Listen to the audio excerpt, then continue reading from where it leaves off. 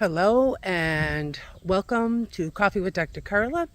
No, I am not in my normal spot. I hit the road and today we're going to talk a little bit about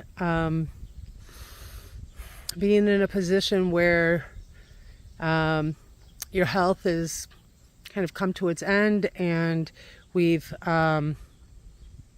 been placed on hospice perhaps, and what it means to leave a legacy.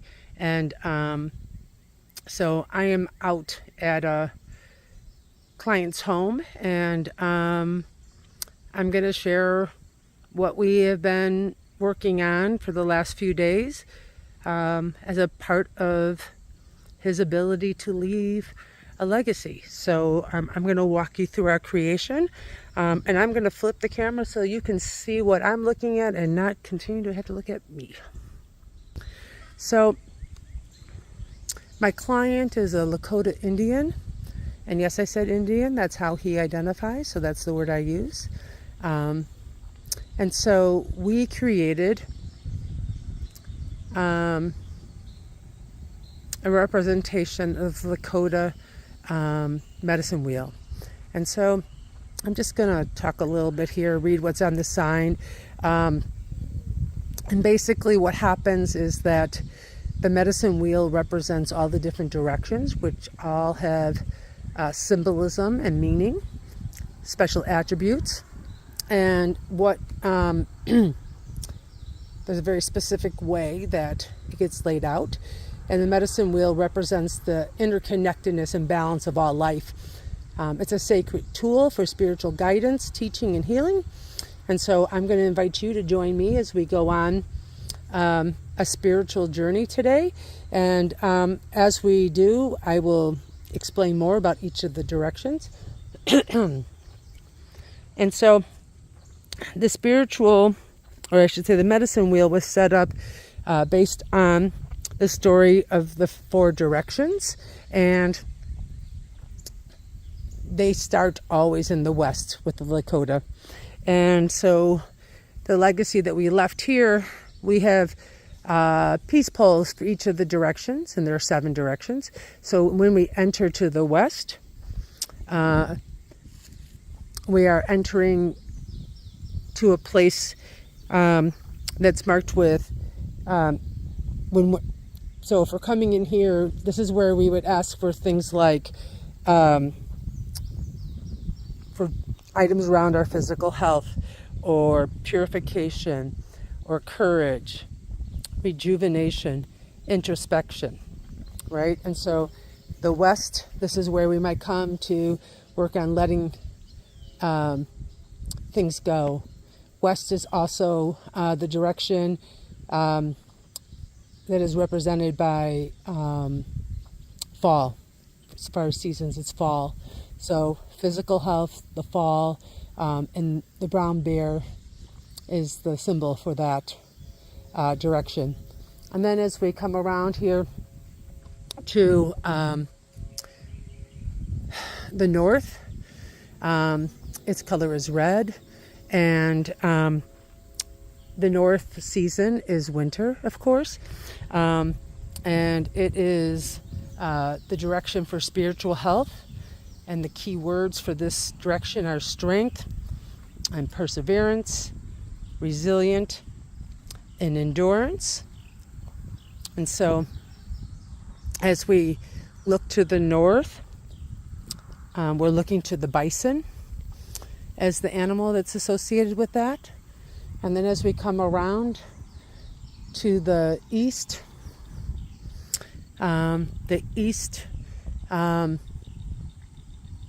deals with the spring, and we have the eagle as the animal for this. The east is in charge of mental health, guidance and direction,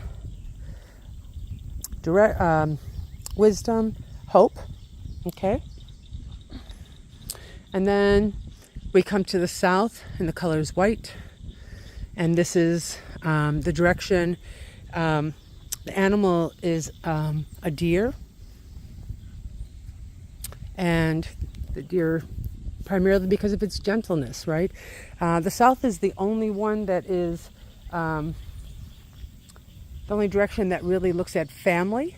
Everything else is more individual, which is interesting. But the south represents emotional health, kindness, family, compassion, and love. And then we come to up, right? The direction is up. And up is dealing with the sky and endless possibilities and grandfather sky, right? And everything that's in the vastness of the universe. And then we go to down, which is Mother Earth or Grandmother Earth, and hers is about nurturing and sustenance. And then we get to the center, which deals with it's us. It's the interconnectedness of all of the different directions, and it's at the center that we lay a particular stone. And so it says, you are invited to lay a small stone and offer the following prayer. I lay here my prayers for peace and understanding. And as you can see, we've already started to lay some stones and some feathers, and we got to place the burned sage.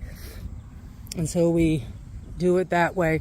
Now, what's interesting is that all these ties that you see, these are called prayer ties, and each one of them has a packet of tobacco with inside of it.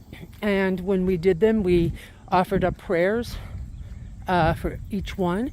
And so our prayers for the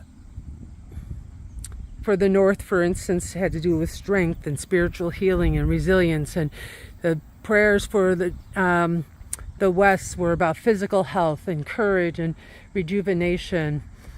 The prayers for down were about sustaining and nurturing. The prayers for center, those purple ones, that is about healing.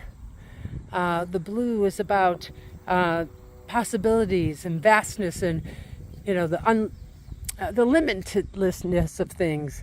At the white, it's about emotional health and kindness and family. At yellow, at east, it's about new beginnings and guidance and direction and our mental health. And so this is what we created as a form of legacy. And this is a place of solace for this family to come. And it's a place that they could then begin to share their cultural and spiritual beliefs with others who come to visit.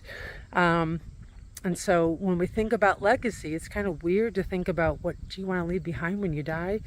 And I think we all think about it maybe a little bit, but when you're told that death is going to come sooner than you anticipated, ending up on hospice, it makes you rethink a whole lot of different things. So I hope that you found this to be interesting, something new to learn. I wish we could have done this before hospice was needed. And so maybe the challenge I would send you is don't wait until you have cancer or some sort of terminal illness that has placed you on hospice and death is coming soon. Start creating a legacy now so that you can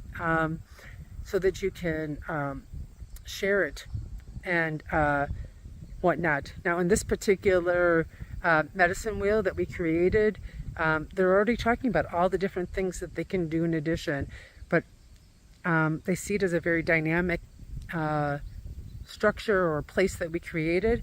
And so I challenge you guys all to kind of come up with your own way to leave a legacy long before you have to worry about being on hospice.